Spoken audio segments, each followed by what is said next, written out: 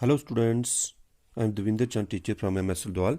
कल हमने सातवीं कक्षा के पार्ट 2 हिमालय की बेटियां पढ़ा था, जिसमें मैंने आपको बताया था कि लेखक ने हिमालय और नदियों का मानवीकरण किया है। इस पाठ में लेखक ने हिमालय को बाप और नदियों को बेटियां कहा है, और लेखक ने नदियों के भिन्न भिन्न महत्वों के बारे में बताया है।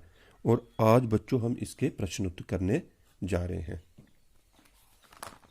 तो आओ बच्चों, इसके प्रश्न उत्तर पढ़ते हैं। इसका पहला प्रश्न है, नदियों को मां मानने की परंपरा हमारे यहाँ काफी पुरानी है, लेकिन लेखक नागार्जुन उन्हें किन रूप में देखते हैं?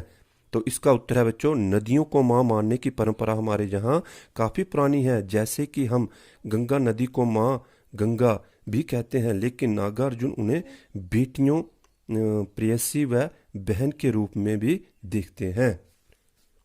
और ये था इसका पहला प्रश्न और उसका ये उत्तर। और प्रश्न नंबर 2 है, सिंधु और ब्रह्मपुत्र की क्या विशेषताएं बताई गई हैं? तो इसका जवाब है बच्चों, सिंधु और ब्रह्मपुत्र हिमालय की पिघलते हुए दिल की एक एक बूंद से निर्मित हुई हैं। जब ये समुद्र से मिलती हैं तो ऐसा लगता है जैसे बेटियां अपने पिता की गोद में प्रसन्नता रूपक निकलकर अपने ससुराल जा रही हैं। और इसका प्रश्न नंबर 3 है, काका कालेलकर ने नदियों की लोकमाता क्यों कहा है? क्या है बच्चों उसका तीसरा प्रश्न? काका कालेलकर ने नदियों को लोकमाता क्यों कहा है? तो इसका जवाब है, काका कालेलकर ने नदियों को लोकमाता इसलिए कहा है क्योंकि नदियां माँ की तरह ही हमारा पालन पोषण करती हैं। ये हमें पीने का जल प्रदान करती हैं।